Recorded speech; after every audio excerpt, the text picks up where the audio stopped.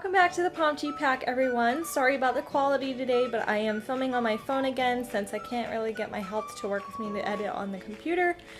So that's where we're at right now. But today I'm going to show you how to modify and hem your jeans. I am 5'2" and they don't make jeans for 5'2" people on the regular, so I will show you how to hem your jeans and keep the original hemline, the decorative hem. Let's do this. Please excuse the mess in the background, but you know, it's my studio, so it's kind of a catch-all room. But let me show you my jeans. So I've already done this left side. As you can see, this is the original hem. And originally it was a little bit scalloped, so it's not really perfect, but it definitely looks pretty dang good. And with shoes, it's perfect. It's the perfect height. So first I like to address the flare first. So we've got about that much extra. So I put a pin there. So we got about this much extra on this side as well. So I'll put a pin there, and I'll show you how I address that later. But basically we're just sewing this down so that we're making a new hem, so that we're just shortening this, because this up here is shorter than this down here because of the nature of a flare. So I pinned this up to the length that I would like it to go. So now I'm going to turn this under and see if it still looks good, because turning it under might just make it a little bit too short. So it's good to always double check before sewing it. I think that is right on point here. I'm gonna switch over to my sewing table and show you what I do next. Okay, so first of all, let's give you a good idea of what we're going for. So here is the finished hem on the finished pant leg. And here's the inside. So basically what we did is we just folded it up and we sewed at the hem. Now as you can see, this hemline wasn't straight, it was kind of like a high-low style. So it's not gonna be straight because I had to take more in the back than I did in the front. This was like literally 1/4 of an inch, and this was almost 2.5.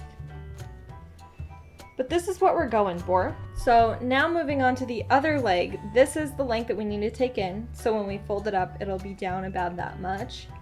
But first, like I said, we have to address the flare, so the extra parts in the corners of the pants, so that we can make it less gappy when we try to sew it up. So this is the extra amount right here. As you can see, it goes beyond the pant leg right here. So we're going to close this up, making sure to line up the edges right here, because this is going to be our new seam that's going to bend like that. And we're going to take off this extra once we sew this up. So we're going to pin this here. And we're going to do this on both sides, just depending on how much flare needs to be taken out. So let's check this other side over here. Now, honestly, I think we can get away with not doing one over on this side. We'll have to see. We'll do this side and we'll see how things line up. So let me show you how we're going to sew it on the sewing machine. Okay, so we have it lined up right here. Now you can choose to change this foot with a zipper foot, but I don't really notice much of a difference either way. And I feel like this way I have more control because it holds down the fabric more. So it's kind of your preference, but you're going to feel along this edge. This right here is where the jean actually is, right here. So as long as you follow on the outside of that edge, you should be fine, making sure that these seams are still lined up.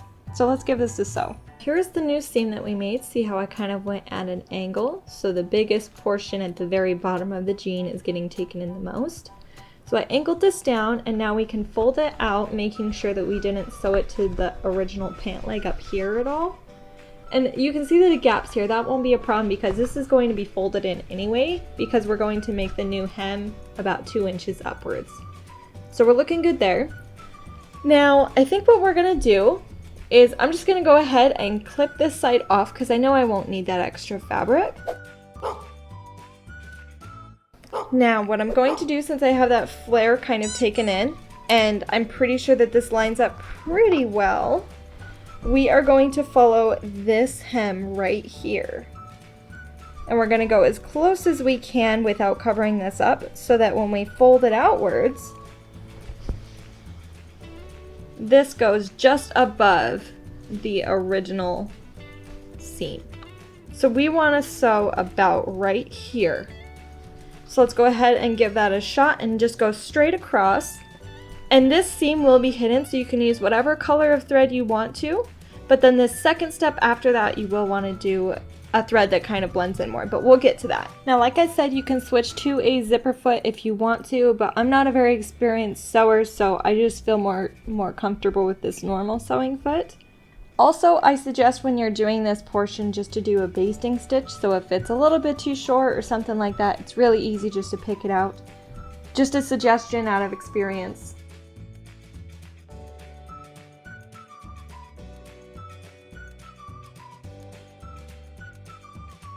Now, actually, now that I'm here, I'm realizing that I do need to take in a little bit more for the flares, so we will go ahead and take this needle right here, and I'm going to pin up the excess. We're just going to finish this seam off here for following this. Alright, now I'm going to move this machine out of the way and show you guys what I found. So, this is the amount that I got to sewing. So see, we got a nice fold here. But see how this is a little bit more than what we need?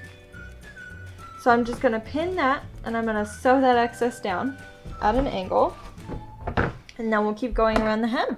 Okay, now we just finished on the sewing machine, and now we got this nice little fold here. And if you went a little bit too far above this part, that's okay, because if you want to, we can do a top seam to keep this from rolling out. You could just cut it off if you want to, but I like to keep it if I can, if I didn't take up too much, just so that I can let it out if, you know, one day I want to wear heels, or, you know, I want to make them more flexible. So I'm just going to go ahead and do a top stitch as well. Now, of course, you can do this with your zipper foot, but you'll definitely want to do it with thread that blends in with the fabric pants, or if you want to make it designed, if you want to make it look like it was a design choice, you can try to match it to this thread that was originally on the pants. But I just like to do a lighter color just so it's not too conspicuous.